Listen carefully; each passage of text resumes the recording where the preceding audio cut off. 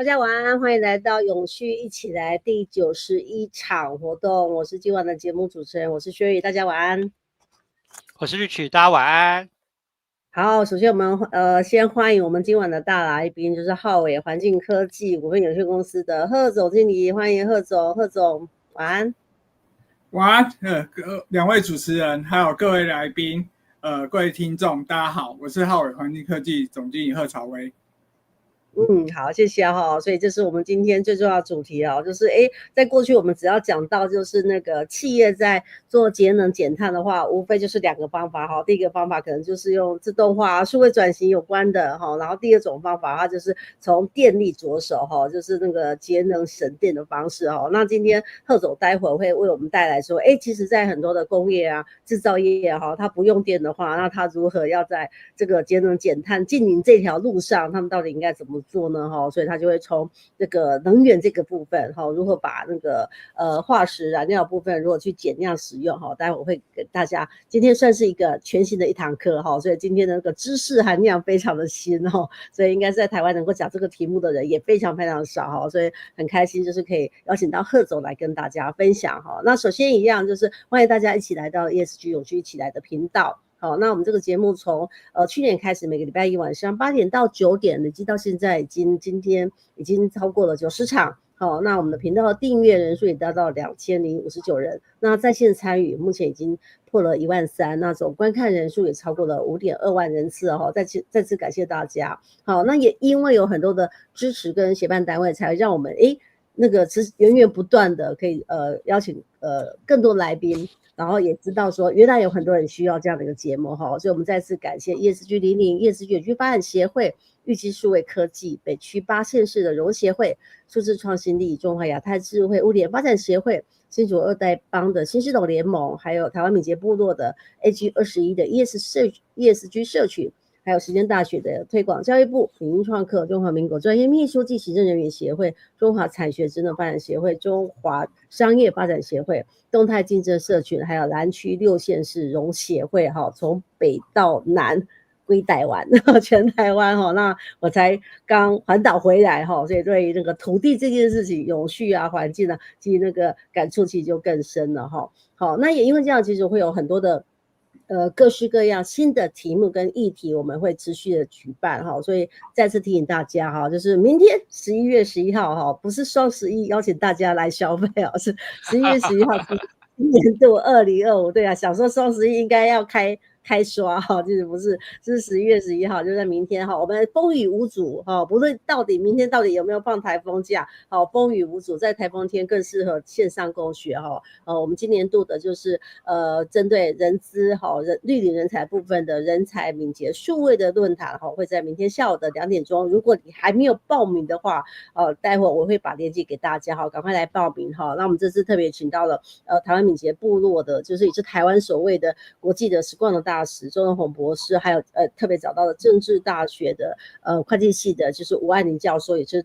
在台湾推动就是平衡计分法的这个大师级的那个老师，然后当然还有我们的老朋友一级数位的杨总经理，还有就是台湾第一个在做永续议题上的第一个算是媒体的平台 CSR1 的创办人，就是严德芬严总经理。大家针对今年度我们觉得最值得企业绿领人才最值得关注的题目。那今年最重要的议题其实就是怎么样快速的做出好的绩效就是所有的只要在企业，不论是新创团队或是企业运营里面，其实就是最重要的一个课题啊！欢迎大家明天下午2点钟大家一起线上一起来。那这个节目同时在 ESG 永续一起来，还有就是 Rich 的数字创新力2个频道同时就是直播，那感谢大家，也欢迎大家订阅、按赞跟分享。好，那一样提醒大家学习的法则哈。第一个就是礼貌，上线大家可以打招呼，告诉我们说你正在什么地方来参与今晚的直播的学习。然后第二个就是专心听讲哈。那如果待会有开放 Q&A 的时候，你就可以留言。那今天贺总是开放大家 Q&A 的哈，所以待会就是贺总分享完之后，觉得哇哪些问题就是很特殊想问的话，大家可以在留言的地方哈，和事先把留言就是待会也会开放时间让贺总来回答大家的问题。好，那最后一个就是，如果你非常想要跟大家互动的话，大家可以摘要或者补充连结哈，希望大家线上共学，大家一起来。好，那首先我们先来到今天的 ESG 快报，把时间交给 Rich。好谢谢 Sherry 我们开始今天的业绩快报。今天的业绩快报呢，其实就是跟氢能有关因为我们这位贺总呢，他会讲到氢能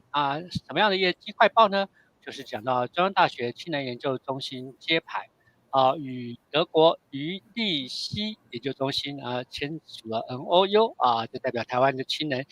有一些学界和政府的连结。然后呢，这个快报就是为响应2050净零碳排，中央大学于2025年11月5日成立了氢能研究中心并与德国余力西研究中心签署了 MOU 就是为了推动台德的氢能的合作，而且由国科会的副主委林法正德国代表与产官学界齐聚来见证。然后呢，中心聚焦制氢、燃料电池减碳、智慧电网等等的领域，致力成为氢能技术创新的枢纽。校长肖树山中央大学校长肖树山呢强调该整合研发、产业应用与政策倡议打造国际氢能的链接平台，促进示范与产业化。论坛也邀请了专家分享氢能的趋势与应用，展现台湾科研与永续的实力。这里面有提到一个东西叫燃料电池燃料电池呢，它其实是将氢气的燃料其中不只是氢气，然后但是氢气占最多，与氧气产生氧化还原的反应直接转成电能的发电技术。我们讲氢气燃烧就会变水嘛所以产生热，然后热就会带来能量，然后呢环境的负担是低的就是没有看到 CO2。然后呢，只要持续供应燃料与氧气就可稳定发电，它效率达到40%到60%我们的太阳能呢是20%左右然后呢，若结合废热回收，就是热车我们还有回收继续做继续加热又可以达到85%的效率。它结构由阳极、阴极与电解质来做组合，因电解质的不同分成很多种的种类，然后它应用在车辆、发电与备源的系统因为它的高效率、低排放的特性，然后低排放就是排放二氧化碳，被视为能源转换与近零碳排的关键技术之一这是我们今天介绍的 ESG 小百科，把时间交换给 Sherry。好，我们谢谢 Rich 真的台湾的校园里面、育成中心里面都隐藏了很多新创跟新事业跟新机会那跟今天的那个特别来宾其实有点关系就是那个就是贺总的浩伟科技，他一开始也是在高科大的就是育成中心那今年他们也入选了就是台大的车库那今年很特殊，他们还入选了经济部中小及新创企业署的绿色科技的加速器所以就是新题目基本上就是在学校政府单位的那个辅助的协力的那个力量其实是非常非常大的那今天很特殊的就是因为我们刚刚有提到嘛，一开始有提到说就是大部分的企业它在那个减碳这件事情的话，大部分都是从电这块来着手，对，可是很多的产业包含可能工业或者是制造业或是运输业，它没有用电，那他在减碳这一块，他到底要做什么事情？他一定会从他的燃料开始所以他今天贺总会告诉大家，如果从化石燃料这边如何去减碳来那个净零，然后另外一个就是今天一个很重要一个新名词叫做清洁能源那我也蛮好奇的，什么叫清洁能源所以我们接下来就特别把时间交给贺总，我们欢迎贺总。好，各位听众大家好，那小弟不才来今天为大家分享一下刚刚讲的几个主题。那首先我们浩尔环境科技股份有限公司的 slogan 就是致力于化石燃料的减量，而且逐渐转换成清洁能源，并且为了高耗能、高污染，而且仍然需要使用石化燃料的各产业提供合适的节能减排解决方案。那在目前到2024年，全球87%的能源呢仍然来自于化石燃料。那到了2030年呢，我们市场潜力在交通运输以及这个工业领域的节能减排方案的市场规模，大约可以达到127亿美元。那如果市占率 0.2% 的话，我们在2030年预估可以做到2540万美元的市场规模。那刚刚有讲到，就是第一个就是说我们如何利用这个奈米触媒的技术跟能源领域结合在一起。那我们就利用这个先进的这个奈米催化剂的技术，实现更清洁的燃烧。那我们的触媒呢，可以适用于任何的燃料，包含了这个固体燃料、液体燃料跟气体燃料。那第二部分是我们增加燃烧效率5到10%，那我们可以节省它的燃料成本。那也就是因为节省了燃料成本，降低它的燃料使用，所以这一方面就相当于可以减少到二氧化碳的排放。那第三个，除了二氧化碳之外，那我们的触媒也可以降低它的空气污染排放的部分，比如说像氮氧化物、像 PM2.5、粒状污染物、硫氧化物，甚至到戴奥辛这一块，我们也现在正在研发当中。最重要的部分是，为什么客户觉得我们的方案适合他们的使用，是因为我们不需要更改它的制程。那我们是属于就是随插即用，就类似说我们的节能环保设备以及它的触媒呢，是从后端来供应它整个制程的一个需求，所以我们不需要去做制程的停止，或者是更换任何制程上面的结构，所以这个部分来讲的话，也不会破坏到它燃烧机或者是说锅炉或者说引擎的本体，这一点是相当具有竞争优势的。那以下是我们的产品哦，我们的产品其实横跨的领域很多，就是因为我们触媒这一块应用的领域，从交通运输到工业用节能，甚至到生质能发电以及焚化炉，然后垃圾发电等等的这个部分。那先讲一下我们在产品实测的部分。那这一块呢，我们要首先非常感谢这个经济部中小企业署，然后还有这个工研院，还有这个电脑工会，那提供了我们第一个就是在科技新创竞赛。那科技新创竞赛就是许多的上市柜公司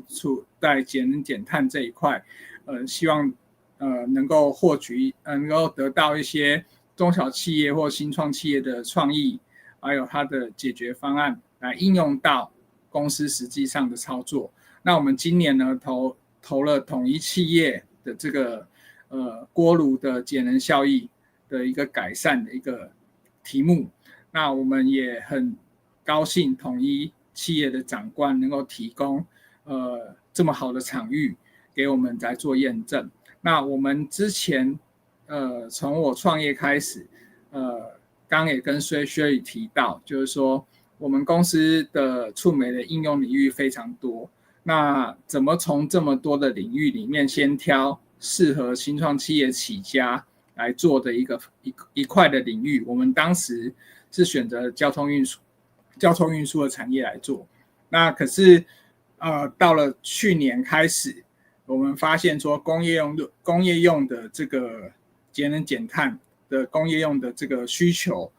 远远大于这个交通运输。那不是说交通运输没有需求，而是一个很实际的方面，就是说你产品提供给客户，到客户验证你的产品有没有效。那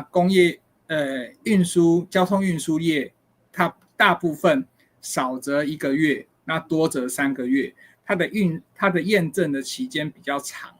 那为什么验证的期间比较长？因为它要取得一个车队或者是一个整体的一个运输的一个长期的运输的效果，它才能评估说你这个节能减排的产品对它公司的效益是多少。那可是，在工业用锅炉，那只要工厂方有相对应的一个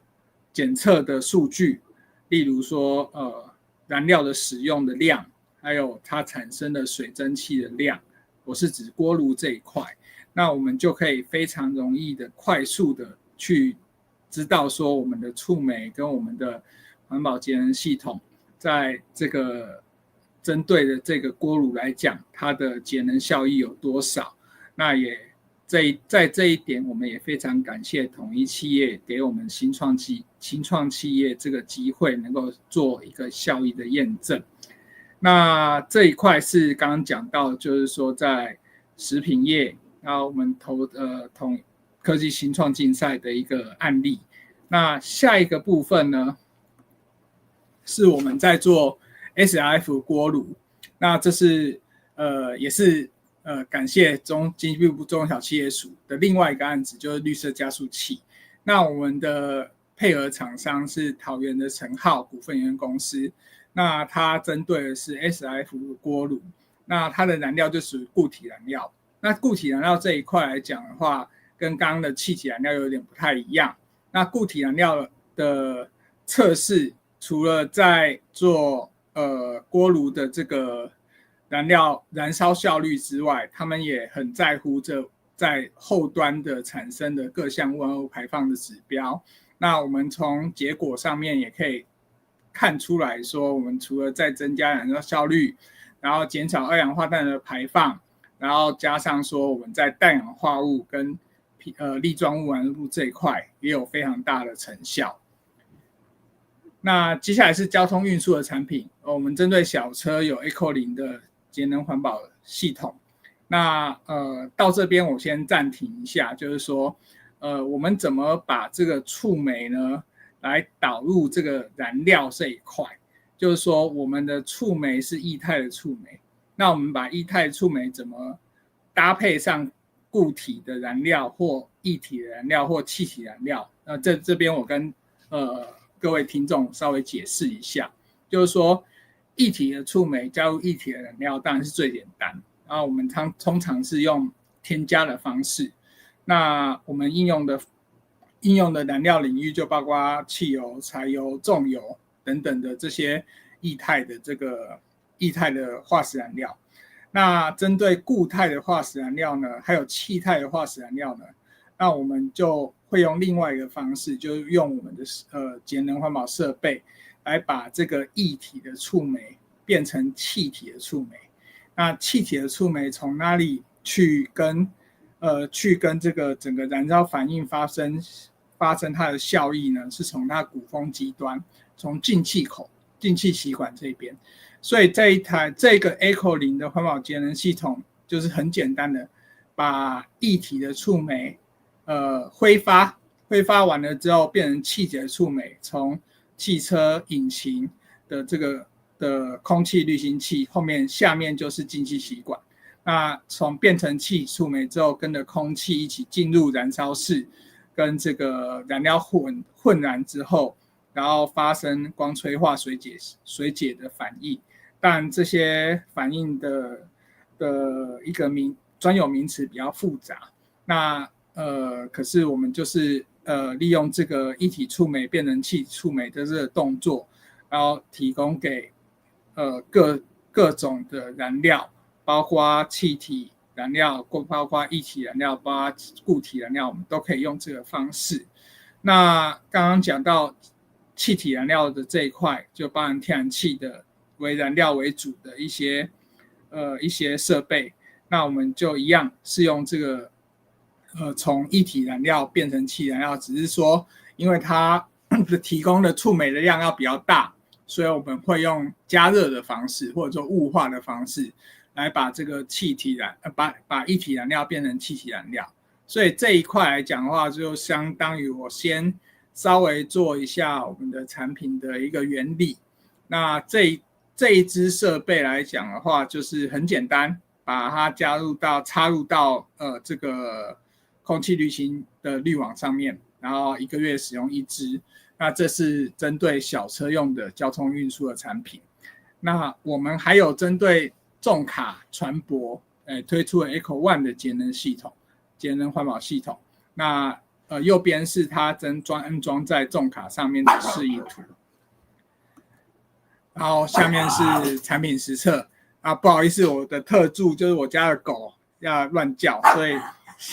我现在没时间去阻止它。那所以我们继续在这跟各位听众做这后面的一些介绍。那我们针对1000匹的船用柴油引擎的马力的船用柴油引擎做过跟高科大轮机系做过效益验证。那我们可以发现，不管在一氧化碳、在二氧化碳、在氮氧化物的部分都有显著的降低。那它的燃料的使用呢，也降低了6%左右。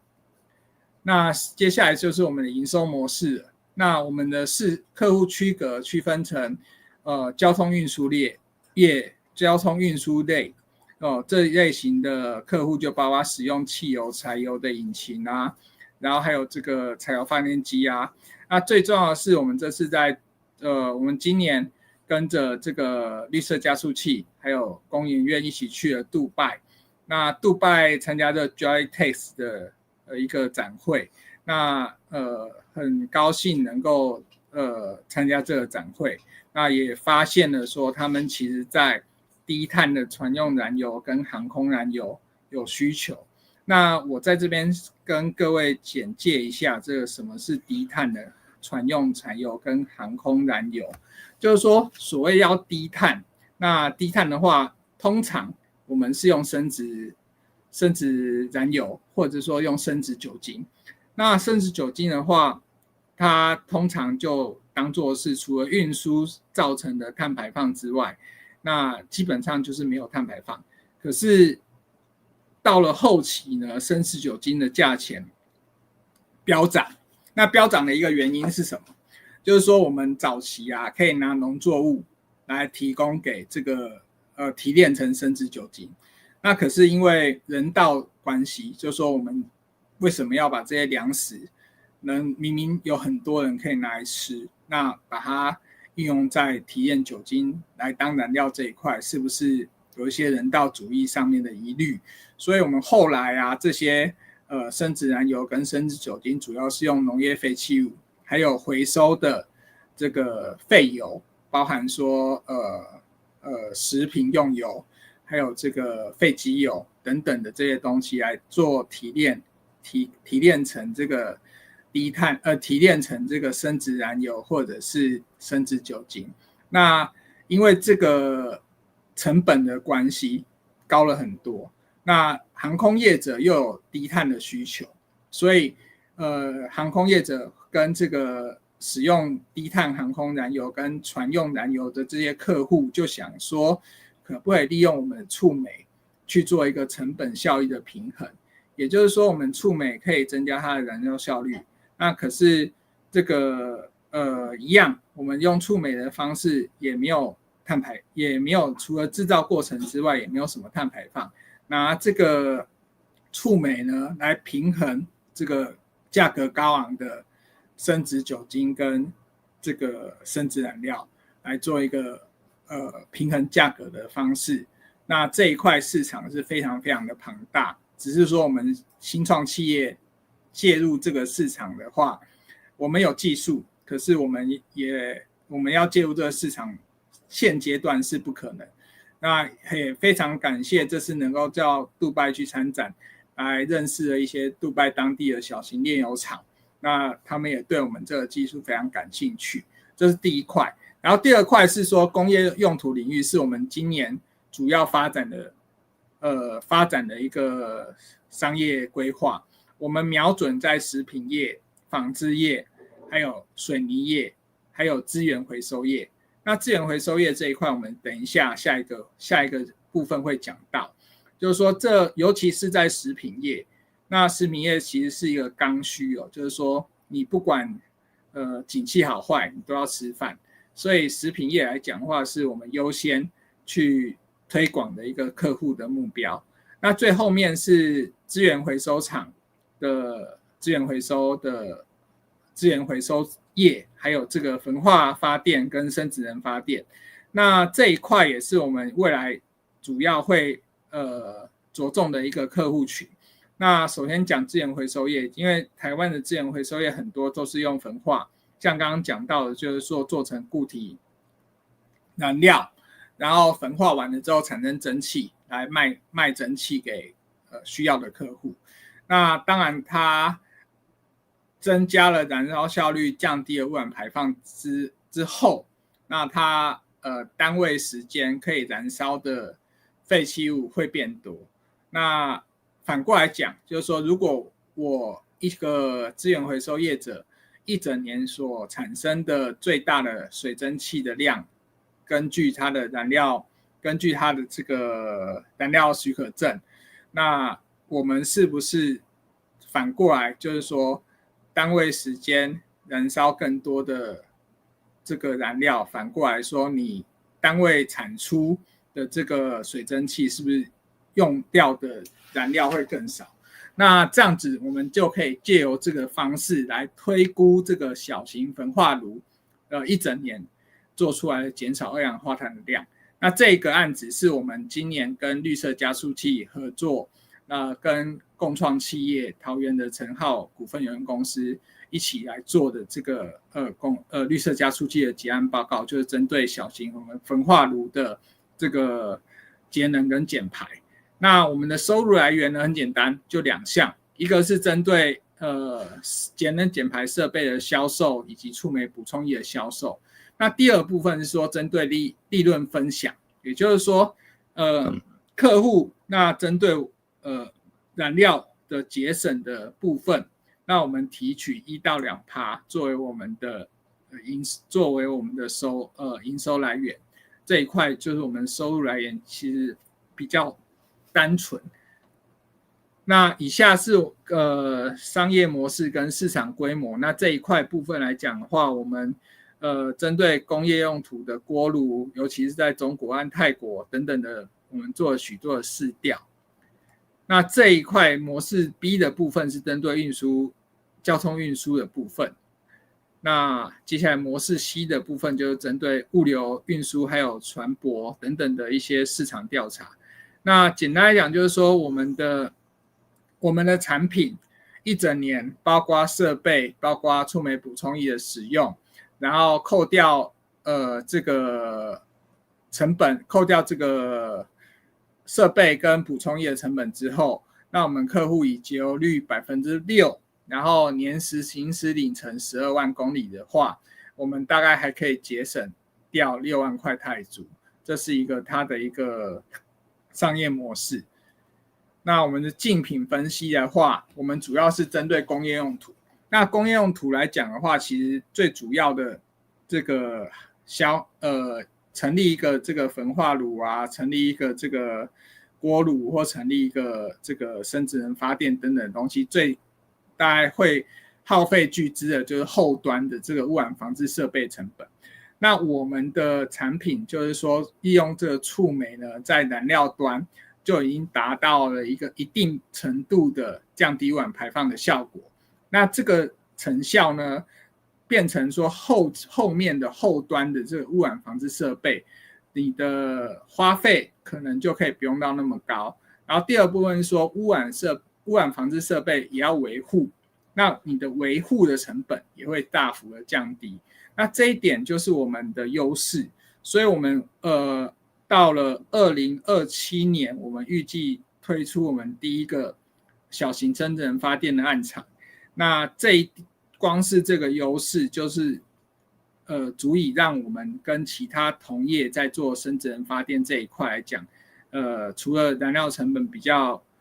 节省，然后后端污染防治设备的建造跟维护的成本也降低的这2块的一个优势，所以我们整个建厂的成本以及后面的燃料成本也会相对来讲比较低。那以下是我们团队介绍。那首先是我个人的部分了，我个人是台大材料所高分子硕士班毕业，那以前也待过工研绿研所的副研究员。那我们的首席顾问郑清忠博士，那他是台大环工系的博士班，那以前担任过绿色生产力基金会的执行长，然后也有再来就是到中计社的企划与工程部的主任。那我们公司的经营方式比较特别，就是说我们公司在成立之初就真知道我们是属于技术型导向的一个公司，所以我们在专利布局上面非常的重视。那我们到今年不管是申请中的还是已经申请完的发明专利或新型专利，包括了触媒，包括了设备。那我们布局专利的国家有中国、香港、台湾、越南、泰国，然后印度，然后阿联酋，还有欧盟和美国。那这一条路径也是我们未来下一要讲的海外布局的一条线，就是说我们习惯就是在取得专利之后，再到当地去做一个行销跟成立分公司的动作。那我们未来首先会在中国广州成立一个分公司，然后再来就是泰国跟越南的分公司。那主要在中国、泰国跟越南这个市场的话，就是瞄准东协以及中国内地的市场，尤其是在食品业。那杜拜分公司我们预计在2027年会成立。那从杜拜的一个地理位置，我们会往中东、欧洲及北非市场。那我们台湾呢，作为研发及生产线，那预期在未来这个欧盟跟美国的专利审核通过，拿到证书之后，我们会从台湾再外销到欧盟跟美国的市场。那以下是我们亮点事项。那其实我们今年真的是一个变化很大的一年。那首先就是我们参加了从今年10月份的时候参加了杜拜的 Dry Test， 那我们也获得了这个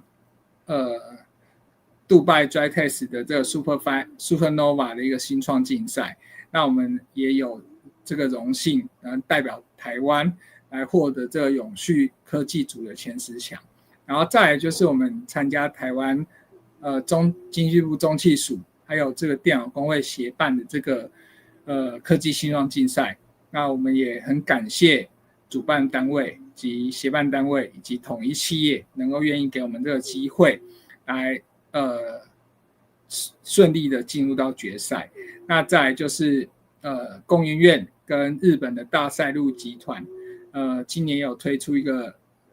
加速器，那我们也是加速器选择了一位，那也很荣幸能够参加这个决赛的过程。那我们未来呢，主要是朝向3个领域，就是说节能减排设备，还是我们跟化石燃料减量这一块，我们还是会持续的去布局。然后另外一块就是我们刚刚讲到的生质能发电的这一部分。然后最后就是清洁能源，刚刚主持人有讲到清洁能源，其实清洁能源我这边的定义是早期在欧洲跟美国也把天然气当作是一个清洁能源。那清洁能源当然也包括到氢能。那我们公司在氢能的这一块布局，那我们不是在这个氢能的产出或氢能的储存，我们是在后端的使用。那我们有正在研发中，就是这个氢能的脚踏车，还有这个摩托车跟三轮车。那三轮车跟脚踏车跟摩托车这一块的市场，我们是在泰国。那我们跟泰国的这个北安府的政府已经有签订协议，就是说在北安府这边当地先做一个示范点。那我们的这个氢气也是用，我们刚刚也讲到PayPal是有讲到燃料电池啊，那其实我们也是用燃料电池的部分。那氢气的来源主要是我们利用东南亚，主要是有生产一些像椰子壳、棕榈籽，然后棕榈叶，这些农业废弃物提炼的生质甲醇，然后从生质甲醇裂解变成氢气。那这样的好处是什么呢？就是说，因为生质甲醇储存起来比较安全，那这个技术的层面也非常的成熟了。我们从生质甲醇，然后变成裂解变成氢气的一个过程，大概只要20分钟到30分钟就可以灌到我们的储气瓶里面去。那我们的初步的 demo 初步的样品机脚踏车这一块来讲的话，大概可以供给行驶的里程大约是35到40公里。那以上是我们公司从这个2025年到2030年整个一个研发的一个布局的方向。那以上分享给各位听众，谢谢各位。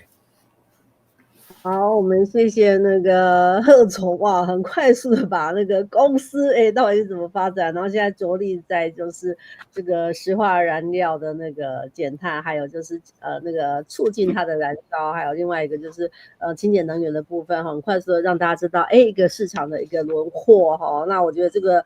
最困难的事情就是这件事情哈，如果快速让大家快速的理解这件事情。好，那我首先就是想问一个那个，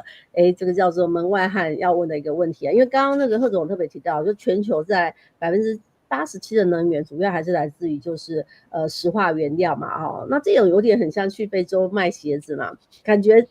就是进到一个叫做到处都是市场的这个环境这个产业里面，那想请问一下贺总，就是因为新的东西要导入进来之后，你觉得目前在整个在导入这个领域里面，你觉得目前最大的挑战是什么呢？其实我们已经过了门槛的一半了啦。就是说，这个工业用途的产品或什么不管是我们推出的工业用的节能减碳的产品，或我们的触媒，主要我们在营收或行销方面来讲的话，必须要有一个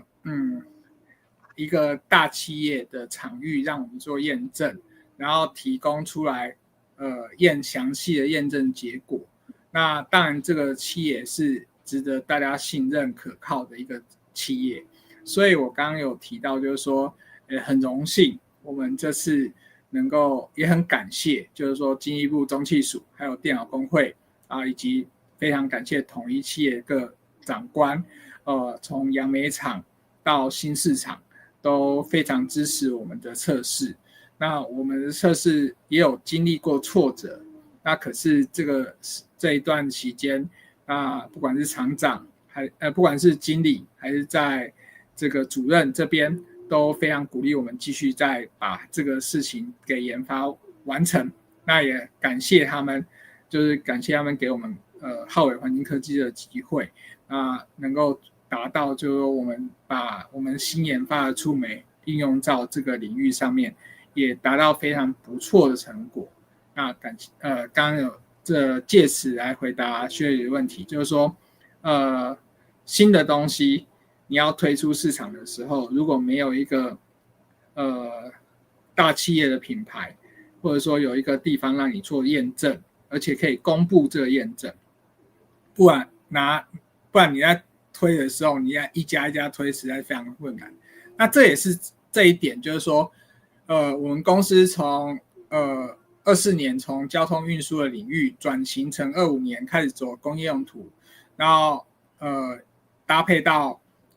后面这次参加科技新创竞赛，更把我们加速到全力冲刺这个工业用途的领域的目标。所以我们即将也在今年底也要设立台湾我们一个分装厂，然后分装厂完了之后就到大陆也要设立一个工厂，就做触媒跟后面的补充液的一个分装工厂跟运输工厂。以上。OK，这是好消息哦。那我们刚刚是从我方，好，就是我们这一方来讨论这件事情，进入市场这件事情。那刚刚那个贺总说嘛，就是从2025年开始，你们着重就是从交通运输转到就是以工业就是主要是食品啊、纺织、水泥这个3大领域为主要的，就是你们想落地的这个主要的业务市场。那想从客户端，就是工业这几个领域的客户端。他们在面对这个题目的时候，你觉得他们面对要转换或者导引加一个新的？因为刚刚有特别提到嘛，在这个过程里面，对客户来说最棒的一件事情是他不更改他所有的制程嘛，只是加了一个东西去降低就是石化原料的使用。那你觉得对客户端来说，他们在面对这个题目跟这个新的事项的时候，他们最大的就是 concern， 或者说他们在要转换这件事情，他们最大的挑战是什么？因为我后来有看到你们在利润里面有一块叫做跟客户之间是以最后的成果来做分润嘛，就是我降低了多少，其实跟那个节电的那个方案还蛮像的。对，那以客户端来说，感觉就是一个就是不用花钱，马上我就可以这个得到好处的一个方案嘛。那你觉得客户对客户端在对有什么样的疑虑跟concern，就是在导入这件事情的时候？那我们先讲讲看这个客户的疑虑跟concern这一块。那当然就是说我们以前在推业务的时候，人家就会质疑说啊，你这东西到底有没有效？有没有效是第一个，然后第二个是说，那用了之后会不会伤我的锅炉，会不会伤我的引擎？这是我最常遇到的第二个客户的问题。然后第三个问题就是你的计价方式是什么？那当然是会问第三个问题，也是到第一个问题他觉得有效了之后，他就会问你第三个问题。那一一的做说明哦，就是说当客户第一个部分是说，我们因为是后端添加的产品，先就这个外燃机锅炉或者说内燃机引擎这一块来讲，我们没有侵入性的设施，然后我们也没有改造它的一个锅炉的本体或引擎的本体，所以在结构上面来讲，我们是安全的。然后第二部分来讲的话，就是说这个触媒啊，或这个补充液啊，或者说我们用添加的方式，或者说我们雾化的方式，那我们这到底对锅炉的燃烧室会产生一些影响？那这个时候你就要搭配到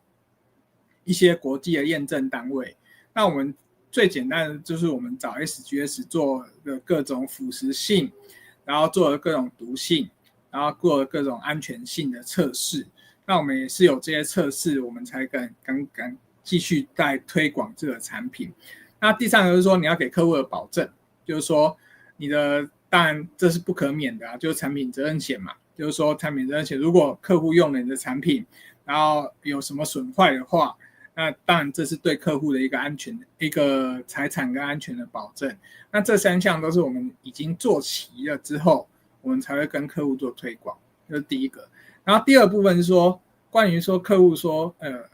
再来就是客户使用测试完了之后觉得有效果，或者说达到他的预期或接近他的预期，那就是谈收费方式的部分嘛。那我们目前是有2个方式啊，就是说，我们公司在做定价策略的部分，我们第一，在我来讲啊。直观上面，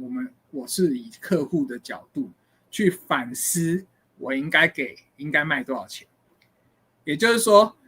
我会站在客户的角度去想，就是说，客户用了这个东西，那他觉得说有效果，对他节省燃料，或者说减少空气污染，他觉得有成效。然后完了之后，他到底获得了多少成效，然后来分润给我们。这是刚讲到说我们常常在电这一块的业者会用的一个部分。那当然我们还有另外一个方式，就是说有的客户，比方说我们刚刚讲的这个案例，就是我们提供了日使用或月使用的这个方式，就刚讲的这个方案，就是我们把节省的趴数然后换算成每天使用的费用跟每月使用的费用，这是一块。那还有客户会觉得说，那我不是24小时都开工啊，那我可不可以只跟你买触媒？那买触媒之后，我用多少桶，我跟你买多少桶就好。那当然，这也是一个计价的方式，所以我们也觉得说客户这样要求也是合理的。那当然就是说，我们不能站在我们的立场，就是说我们帮你省了这些趴数来讲的话，我们就只有这个计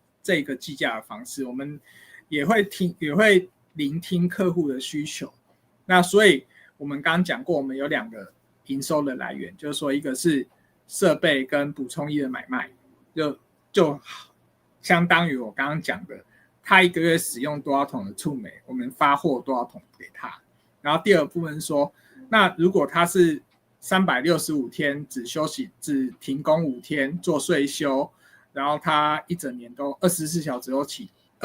时都在使用，那我们就可能会推荐他这个日使用的方案或月使用的方案，大概是这样。以上。OK， 谢谢哦。感觉真的没想到加了一个触媒之后，那个不小心就掉线了哦。讲到最重要的就是没想到，加了一个触媒之后，竟然可以就是那个让石化原料它的那个燃烧可以就是更应该是加速还是强化，然后反而降低的就是那个原料的那个使用的成本了哈。那我觉得今天透过贺总的分享，其实大家也感觉好像学到了一课哦，原来有一个新的东西正在进行当中哈。那我收敛一下刚刚贺总特别提到，就是说在客户端在使用里面，他们最在乎的就是3件事情哈。第一个叫做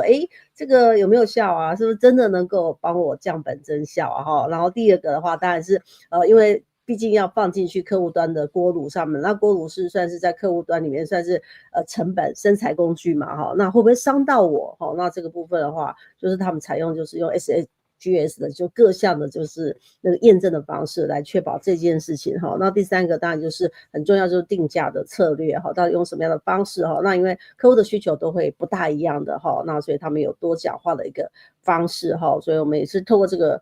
今天的这个分享，让大家知道说原来在除了我们大家常知道的、普遍知道的，就是在降本增效里面，就是可以透过就是节电之外，还有数位转型之外，另外一个就是在工业或者制造业这一端，在这个石化燃料这一块的话，应该可以做什么样的事情？好，那 Rich 的部分，你有没有什么问题想来问？那线上的伙伴，如果你有问题想问的话，也可以在线上留言哈，我们待会也可以同步来询问一下贺总。来 Rich。OK 好，因为我上次见到贺总的时候，贺总有特别提到他其实算是透过这种我们讲高分子触媒，然后强化，然后整个燃油效率那我想这个部分呢，还是请贺总在这边呢就是可能让大家更了解说，那个它的强化，然后呢是怎么样比现在的市面上的 solution 都还不错的一些细节因为大家就说这个东西是怎样我明明买了很多燃油那个加油精啊什么东西你的东西会比它好吗？然后呢，其实我那时候听完贺总讲的说，他的东西真的比较好，所以我今天还邀请贺总来我们的节目说，这个东西很好，因为我们在讲说，用氢能啊，用什么样的东西，当然这个东西会未来就是未来都是一个很好的解决方案。但是我们现在就在讲说，现在把现有的解决方案强化效率其实是一个很不错的做法。这边是我想要请教。贺总把这一类的东西呢，可能跟大家再更详细的讲一下，说，我的东西就是您的东西真的很好，然后呢，那这个部分呢怎么样的好，然后呢跟大家再详述一下。不敢当，就说谢谢裴老师的问题，就是说触媒领域这一块，其实我个人也在今年担任到这个台湾光触媒产业发展协会的理事。那我们台湾的触媒产业其实发展的问题也是有一些问题存在。那这一块是后话，那我们再闲聊。只是说我们家的产品呢，跟一般首先刚讲添加剂的部分好了，就是这也是很常客户会问我们当初在做交通运输类型的节能减排设备的时候，客户也常问到实际上问到一个问题说，那坊间的添加剂白来走，那你家的添加剂跟别人家的有什么不同？那我可以稍微解释一下，说市面上的添加剂的一个主要的原料的使用，大部分还是在这个油路清洗剂，它使用了一些溶剂的部分，来把这个管道啊，或者说燃烧室内，或者说喷油嘴这边的一些积碳或什么，把它溶解掉，来做这个部分的使用。所以我们可以发现说，一般水燕啊，或者说其他品牌的，它会用这个石油化学提出物来做一个成分的一个表示。那这一类型的产品，大部分都是这个油路清洗剂为主。那它的优点就是说，你可能加上去之后，有一些积碳的问题，可以透过这个方式把它解决。那它的缺点就是说，你的使用周期不能很长，因为油路清洗剂有些时候它会跟你的活塞或垫片来做反应，这引擎的部分。那所以它的产能就是5000公里或10000公里它才要加一罐。那第二部分是说辛烷值提升剂，辛烷值提升剂比较贵，也是一种这个添加剂的一个原料来源。那辛烷值提升剂就是提高油品的品质啊，讲简单一点来讲的话，就是油品的品质来提高。那这一块也是一个常常国外的添加剂会使用的一个配方跟一个产品的原料。那我们的话是利用我们的触媒原料加入乙醇，乙醇就是直接就可以溶解在酒精，乙醇当做溶剂来做一个添加剂的使用。那我们的触媒到底发生了什么作用在这个燃烧室里面？那我们触媒其实最主要是一些金属氧化物，还有一些贵金属。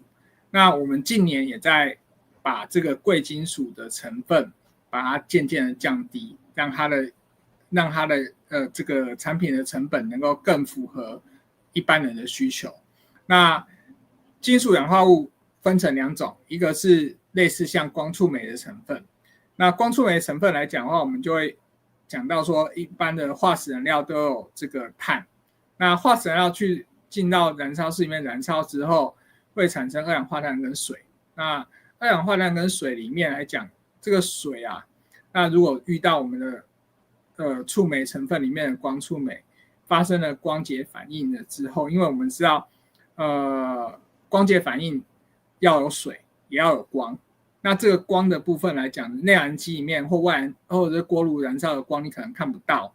可是它实际上还是有产生。那产生的这些光是可见光，跟大部分都是红外光。所以我们拿我们的复合触媒来降低这个波长来做使用的话，我们成功的把这个触媒的吸收光从这个紫外光区转移到这个可见光区跟些微的红外光区。这是我们公司的一个先进触媒的研发的一个专利跟一个 know-how。然后第二部分说，我们也会提高这个触媒的热稳定性，就是说一般的触媒到这么高温的环境，它没有办法发挥它的效果。那提高它的热稳定性，那也可以提高触媒的耐热程度。那这部分来讲，刚刚讲到说光触媒的光催化水解反应，就是说我们的光触媒那遇到这个适合的波长，然后分解什么呢？燃烧反应生成的水。所以你生成的水被分解完了之后，就产生氢气跟氧气。那当然不是很全部都被反应掉，只是些微的部分。那它的反应就有点像是一把柴火，你多加了2根柴进去，那这个氢气就马上就会燃烧掉了，就是它节省燃料的来源。那氧气的部分来讲的话，就是增加它的燃烧，然后产生一些燃烧不完全的东西就被燃烧掉，就产生这个一氧化碳会降低，一氧化碳会降低，所以大概以上是这些部分。那当然后续的氮氧化物啊，还有其他的污染排放的话是在贵金属触媒这一块。以上。OK， 好，我们谢谢贺总的这个分享跟说明哦，越讲越专业哈，真的，我真的听不懂，没有关系的哦。如果你是你的专业领域的话，各位就一定要找贺总哈。那我们那个老朋友那个维新他问了一个问题啊，这个就是请问顾问哦，两位都是顾问哦，请问顾问就是氢能源排放标准的 ISO 14040，还有14060，还有14067这3个的使用的区别。好像问到大家了哈，那各位，那个有要回答吗？哦，没有要回答的话，我叫 AI 氢能源排放标准这一块来讲的话，其实不在我们今天讨论的范围之内啦。那如果有兴趣的话，我们私底下跟你回复，因为我们今天其实氢能源排放不是我们今天的主要的讲题。对，是没有错哦。那我好，来，那个日区要不要回答一下？我只是觉得维新常来发言，我们很支持他啦。但是14040是环境标准嘛，14067是碳足迹嘛，14060是碳中和。应该讲说我们是说这个14060它本身是一个体系啦。我比较好奇的是，维新他在问这个问题的时候，他讲说氢能源排放标准，因为氢能源氢燃烧就是水啊。其实我们在讲氢的时候，就氢燃烧就是水。然后呢，所以我们会拉回来说啊，为什么我会讲氢能源？其实氢这个东西，它本身其实是我们可以说，我们现在说有绿氢有灰氢啊。其实我们之前做氢的伙伴有来这边上过节目我们必须讲绿氢灰氢，其实很多时候它就是以燃料电池或燃料的方式做成我变成这样的东西比较好携带它目前为止还没有说我们今天讲说我因为用绿氢用太阳能用风电这种东西，然后呢做出来之后的氢，然后呢我通常都是然后可以变成说我绿能带到另外一个地方。然后我问过相关的负责的人，他们告诉我说，其实他并没有说，我现在没有说我今天用太阳能，所以我造成的氢燃烧之后，我的效率比较好它其实就是把太阳能的能量带来带去。然后呢，就是我今天这个太阳能能量变成氢的形式带来带去所以它的重点还是要回到我们的发电的方式或我们能源的发电原来是什么如果在这边来讲我们说如果是用灰氢用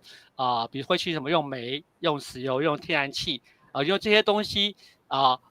做成的产生的电现在最主要是为什么要讲电？因为氢的最主要的方式是电解水这我在另外一个之前因为参加侨胞团的顾问我们有专门做氢的公司他们告诉我说，其实现在状况是这样所以我就说，第一个这个标准标准就是标准的环保标准14067碳中和我们讲16067就是碳足迹，然后我们在讲说环保这些标准，然后呢跟排放标准两个并没有谈到我这 ISO 读完之后，我没有看到他在谈这个东西嘛。第二个，氢能源本身，为什么说氢能源本身？其实它是一个，就我氢相关的从业人员告诉我，氢我们如果现在有厨电的装置、储能的装置，都是静态的，氢能源变成可以动态的跟什么？跟锂电池是一样的但是我们讲说氢。所以就在环绕，所以一开始跟大家提的这个东西是用燃料电池的角度去谈这是回答一下这个部分。它跟 ISO 标准是老实讲，我看不出来有什么太大的关系如果维新觉得说，我们先跳开这一题，第一个就是 ISO， 它就是一个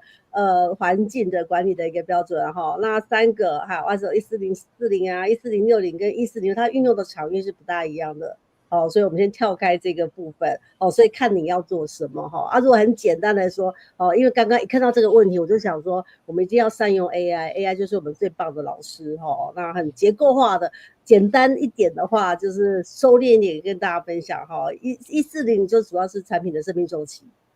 然后14060的话，主要就是温室气体的管理跟报道，所以是怎么样去做量测啊、报告啊、减量的指引啊。那14067的话，刚刚有提到了，它主要是产品的碳足迹，所以看你要做什么，主要是看你要做什么。那因为我们今天主要的议题，像贺总说的，我们今天主要不在 ISO 这个议题。如果有大家对这个议题感兴趣的话，也许后续我们如果有找到相对应的 ISO 的专家的话，因为我最近突然发现，我们 ISO 领域的专家或者是 ISO 我们其实也蛮认识的哈。如果大家对这个议题感兴趣的话，也许后续明年度2026年，也许也可以邀请就是